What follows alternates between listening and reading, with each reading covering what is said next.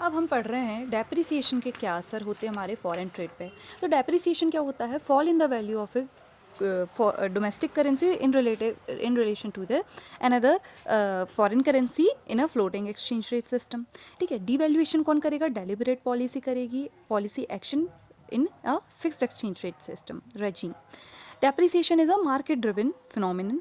It takes more unit of a domestic currency, है ना, domestic currency की ज़्यादा यूनिट लगेगी हमें to take 1 unit of foreign currency. जैसे कि पहले अगर हमारे 80 रुपये का $1 आ रहा था, अब हमें 90 रुपये का $1 देना पड़ेगा, मतलब हमारे लिए $1 महंगा हो गया है। ठीक है, तो अब ऑकर कैसे होएगा ये देखो। अब मार्केट फोर्सेस हैं, तो मार्केट फोर्सेस में क्या होएगा देखो, बताओ। डोमेस्टिक करेंसी की जो सप्लाई है ना, वो ज़्यादा हो गई है। सप्लाई कैसे ज़्यादा होएगी? जब हमारी फॉरेन करेंसी की डिमांड बढ़ जाएगी, है ना। फॉरेन करेंसी हम ज़्यादा डिमांड कर रहे हैं, तो देखो जैसे हमने एप्रिसिएशन में देखा था, जब फॉरेन करेंसी की सप्लाई ज़्यादा बढ़ गई तो हमारी करेंसी स्ट्रेंथन हो गई। ऐसी फॉरेन करेंसी की डिमांड ज़्यादा बढ़ेगी तो हमारी करेंसी क्या हो जाएगी? वीक हो जाएगी। ठीक है, अब कैसे कैसे डिमांड बढ़ सकती है ये हमने पढ़ना है। तो देखो, पहला है इंक्रीज़ इन इम्पोर्ट्स। अगर हमने इम्पोर्ट्स बढ़ा दी तो हमें $US ज़्यादा चाहिए रहेंगे, तो इससे $US की डिमांड ज़्यादा बढ़ जाएगी। अब अपने उस वाली सिचुएशन में सप्लाई ज़्यादा बताना था, इस वाले में आपने डिमांड ज़्यादा बतानी है। फिर दूसरा आपका कैपिटल आउटफ्लोट्स, कि हमारे यहाँ FDI और FPI अगर लोग वापस ले जाने लगे तो क्या होएगा? हमारे यहाँ $US की डिमांड ज़्यादा बढ़ जाएगी, करेंसी इंडियन करेंसी की सप्लाई ज़्यादा बढ़ जाएगी।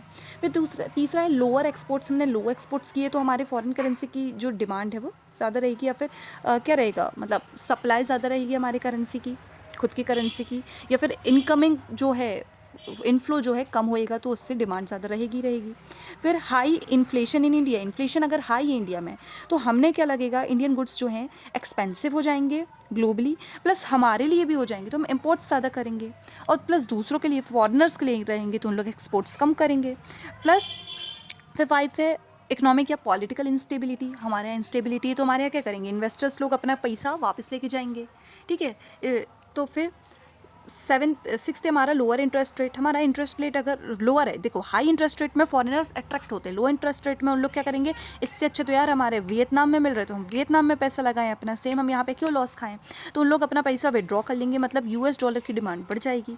फिर सेंट्रल बैंक एक्शन तब भी ले रहा था, सेंट्रल बैंक एक्शन अब भी लेगा।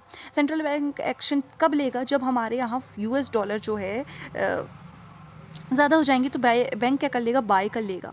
अब बाय कर लेगा तो वो उसकी सप्लाई को क्या कर लेगा? कम कर लेगा, है ना। तो एक्सपोर्ट्स को बूस्ट करने के लिए जनरली ऐसा होता है। ठीक है, फिर देखो अब आपने देखना है कि वही वाला आप डायग्राम जो है बना सकते हैं जैसे हमने एप्रिसिएशन में बनाया था। अब हमने देखना है कि इम्पैक्ट्स क्या पड़ते हैं, पॉजिटिव और नेगेटिव हमारे। ठीक है, अब पॉजिटिव असर क्या देखेगा? देखो पॉजिटिव असर क्या देखने को मिलेगा? डेप्रिसिएशन हो रहा है, मतलब कि हमारी करेंसी जो है वीकर हो रही है। फॉरेनर्स क्या इसमें, मतलब कि पहले अगर उन लोग 80 रुपये मतलब $1 देके 80 रुपये ले पाते थे, अब उन लोग का सामान ले पाते थे, अब उन लोग को $1 में 90 रुपये का भी सामान आ जाएगा। तो क्या होएगा? तो ये होएगा कि उन लोगों के लिए एक्सपोर्ट्स क्या हो जाएंगे, मतलब जो उन लोग इंपोर्ट्स कर रहे हैं उन लोग के लिए सस्ते हो जाएंगे, मतलब हमारे एक्सपोर्ट्स जो हैं बढ़ जाएंगे, बूस्ट टू एक्सपोर्ट्स हो जाएगा। डोमेस्टिक गुड्स क्योंकि चीपर हो जाएंगे फॉरेनर्स की आइस में। फिर रिडक्शन इन इम्पोर्ट्स, हम लोगों के लिए उन लोगों की करेंसी क्या हो जाएगी? स्ट्रॉन्गर हो जाएगी, तो हम लोग इम्पोर्ट्स को क्या कर देंगे? कम कर देंगे। ठीक है, फिर इम्प्रूवमेंट इन ट्रेड बैलेंस इससे इम्प्रूव हो जाएगा। क्यों? क्योंकि हमारा एक्सपोर्ट्स बढ़ रहा है, हमारा इम्पोर्ट्स कम हो रहा है। फिर ग्रोथ ऑफ डोमेस्टिक इंडस्ट्रीज़ कैसे? देखो दो धारी यहाँ पे तलवार चल रही। पहला तो उन लोगों के एक्सपोर्ट्स की जो डिमांड है वो बढ़ेगी, तो वो वाला ग्रोथ आप समझ लो। दूसरा आप समझ लो कि हम इम्पोर्ट्स कम करेंगे तो इम्पोर्ट सब्सटीट्यूशन के लिए भी उन लोगों को डेवलपमेंट करना पड़ेगा खुद का। फिर फिफ्थ देखो एम्प्लॉयमेंट जनरेशन। अब क्योंकि इंडस्ट्रीज़ बढ़ेंगी, डोमेस्टिक इंडस्ट्री की ग्रोथ होएगी, तो एम्प्लॉयमेंट जनरेशन होएगा, खास तौर से एक्सपोर्ट ओरिएंटेड इंडस्ट्रीज़ में। सिक्स देखो बेटर कॉम्पिटिटिवनेस, हमारी इंटरनेशनल मार्केट्स में कॉम्पिटिटिवनेस है वो बढ़ जाएगी, क्योंकि हमारी चीज़ें रिलेटिवली सस्ती हो जाएंगी। फिर नेगेटिव इम्पैक्ट्स अगर हम देखें तो नेगेटिव इम्पैक्ट्स में आएगा इम्पोर्टेड इन्फ्लेशन, मतलब कि हमारा जो है कुछ तो देखो हमें करना ही पड़ेगा, है ना। जैसे कि रॉ मटेरियल है, जैसे कि हमारा कैपिटल गुड्स है, तो ये सब चीज़ें अगर महंगी पड़ जाएगी तो क्या होएगा? जो प्रोड्यूसर है वो किस में डालेगा? कंज्यूमर में डालेगा। अब कंज्यूमर में डालेगा तो मतलब जनरल प्राइस लेवल बढ़ जाएंगे, तो इम्पोर्टेड इन्फ्लेशन हो जाएगा, यहाँ से कॉस्ट पुश इन्फ्लेशन होएगा, जैसे हमने एप्रिसिएशन में पढ़ा था, यहाँ पे वो इन्फ्लेशन होगा, वहाँ पे वो इन्फ्लेशन को मिटाएगा उसका इफेक्ट, ठीक है। फिर दूसरा हायर इंपोर्ट बिल्स। पहले मान लो जो इंपोर्ट बिल्स हमारे $80,000 के आ रहे थे, अब वो $90,000 के आएंगे, क्योंकि हमें कुछ इसेंशियल चीज़ें जो हैं, जो ऑटोनमस इंपोर्ट्स होते हैं, वो तो करना ही पड़ेगा, जैसे कि ऑयल वगैरह है, तो इससे हमारे इंपोर्ट्स बिल हायर हो जाएंगे। फिर बर्डन ऑन एक्सटर्नल डेप्ट, वही चीज़, डेट सर्विस जो है हमारी, जो रीपेमेंट हमें देना है वो एक्सपेंसिव हो जाएगा। पहले अगर 80 का था, पहले देखो अगर हमारे अभी की बात करें तो 90 रुपये चल रहा था जब एक्सचेंज रेट, तो हमें 90,000 देना पड़ता। अगर 1,000 की बात करें तो 1,000 का डेट सर्विस करना है, तो अब वो 93 हो गया, तो हमें 93,000 देना पड़ेगा। तो मतलब ये बढ़ गया ना बर्डन जो है फ्यूचर जनरेशन्स में एक्सटर्नल डेट का, ठीक है, करेंसी डेप्रिसिएशन की वजह से। फिर कॉस्ट ऑफ प्रोडक्शन बढ़ जाएगी, क्योंकि इम्पोर्ट जो है महंगे हो जाएंगे। फिर रिड्यूस स्टैंडर्ड ऑफ लिविंग, ऐसा कैसे, क्योंकि हमारे जो इम्पोर्ट्स हैं वो महंगे हो गए, तो हमारे जो इंडियन लोग हैं उनकी परचेजिंग पावर ग्लोबल मार्केट्स में कम हो गई। ग्लोबल मार्केट्स में कम हो गई तो उन लोग सामान नहीं ले पाएंगे लग्जूरियस प्रोडक्ट्स, और उनकी स्टैंडर्ड ऑफ लिविंग कम हो जाएगा। फिर देखो ये है हमारी जो टेबल है, और इसके बाद मैं आपको दूंगी एक चीट शीट टाइप का, जिसमें आप अगर कुछ भी याद नहीं आ रहा है तब भी आप ये सब लिख सकते हैं, ठीक है। तो देखो impact of appreciation, impact of depreciation साथ साथ में देखते हैं। एक्सपोर्ट वॉल्यूम एप्रिसिएशन में कम हो जाएगी, डेप्रिसिएशन में बढ़ जाएगी। इंपोर्ट वॉल्यूम एप्रिसिएशन में बढ़ जाएगी, डेप्रिसिएशन में कम हो जाएगी। ट्रेड डेफिसिट एप्रिसिएशन में बढ़ जाएगा, डेप्रिसिएशन में कम हो जाएगा। फॉरेन डेट डेप्रिसिएशन एप्रिसिएशन में डिक्रीज हो जाएगा, डेप्रिसिएशन में बढ़ जाएगा। इन्फ्लेशन एप्रिसिएशन में कम हो जाएगा, डेप्रिसिएशन में बढ़ जाएगा। नेट इफेक्ट फॉरेन ट्रेड में नेगेटिव आएगा एप्रिसिएशन का, पॉजिटिव आएगा डेप्रिसिएशन का, ठीक है।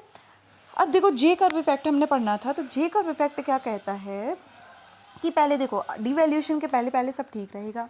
डिवैल्यूएशन आप जैसे ही करेंगे वैसे ही आप ना एक स्लाइटली एक ऐसा स्लोप टाइप का देखेंगे, डाउनवर्ड स्लोप। ऐसा क्यों होएगा, क्योंकि शॉर्ट टर्म में क्या होएगा, जो आपके कॉन्ट्रैक्ट्स हैं वो आपको उसके पैसे देने पड़ेंगे, और क्योंकि सब कुछ महंगा हो गया तो आपको ज़्यादा पैसे देने पड़ेंगे, ज़्यादा पैसे देने पड़ेंगे। क्यों, इम्पोर्ट्स बिल क्या होंगे, हाई रहेंगे, एक्सपेंसिव रहेंगे।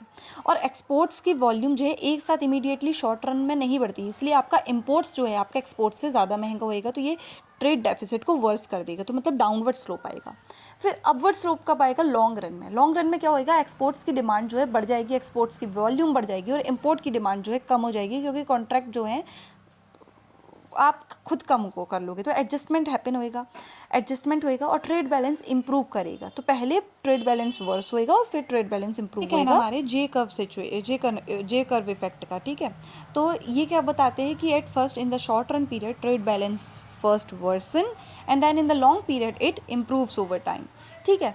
तो ट्रेड बैलेंस जो है वो रिसेंबल करता है जे शेप्ड कर्व को, जैसे कि आप अगर इस पिक्चर में देख पा रहे हैं, तो ठीक है। फिर आती है हमारी Marshall Lerner condition. Marshall Lerner condition क्या बोलती है, when depreciation it tells whether the depreciation of currency will improve the trade balance और नॉट। मतलब अगर आप डेप्रिशिएशन कर रहे हो करेंसी का, तो वो इम्प्रूव करेगा भी कि नहीं किया। अभी तो आपने एज्यूम कर लिया कि करेगा, लेकिन ये करेगा कि नहीं ये किस पे निर्भर करेगा, आपकी इलास्टिसिटी ऑफ एक्सपोर्ट्स पे निर्भर करेगा, ठीक है। देखो जब करेंसी डेप्रिशिएट होगी तो एक्सपोर्ट्स क्या बन जाएंगे, चीपर बन जाएंगे, और डिमांड इंक्रीज़ हो जाएगी। और इंपोर्ट्स क्या बन जाएंगे, कॉस्टली बन जाएंगे जब डिमांड, और उनकी डिमांड क्या हो जाएगी, डिक्रीज़ हो जाएगी। लेकिन ऐसा तभी होएगा जब डिमांड जो है इज़ इलास्टिक इनफ, है ना। तो depreciation only works if demand responds strongly, ठीक है। तो ये हमारा मार्शल लर्नर कंडीशन है। तो इसी के साथ हमारा सब कुछ हो चुका है, और अब हम लास्ट में देखने वाले हैं कि आप चीट शीट का उपयोग कैसे कर सकते हैं, ठीक है। तो चीट शीट का उपयोग देखो, आपको इम्पैक्ट ही तो बताने फॉरेन ट्रेड में, तो आप क्या बता दो, इम्पैक्ट बता दो ऑन एक्सपोर्ट्स, इम्पैक्ट बता दो ऑन इम्पोर्ट्स, ठीक है। फिर इम्पैक्ट बता दो आप ट्रेड बैलेंस में, ठीक है। फिर आप इम्पैक्ट बता दो डोमेस्टिक इकोनॉमी में कि इंडस्ट्रीज़ पे क्या असर पड़ेगा, प्रोडक्शन पे, एम्प्लॉयमेंट पे, और अल्टीमेटली इनकम पे क्या असर पड़ेगा, स्टैंडर्ड ऑफ लिविंग पे क्या असर पड़ेगा आपका। फिर इंपोर्ट बिल में क्या असर पड़ेगा, इन्फ्लेशन में क्या असर पड़ेगा, रेमिटेंसेस अर्नर्स पे, और most importantly foreign debt service पे क्या असर पड़ेगा। तो ये कुछ कितने पॉइंट्स हो गए, देखो 6 और 7 8 9 10 पॉइंट्स हो गए, ये बहुत इनफ है ना। तो ये याद रखना बस, और इसी के साथ ही वीडियो ख़त्म होती है। अपना ध्यान रखें, पढ़ाई करते रहें, बाय बाय।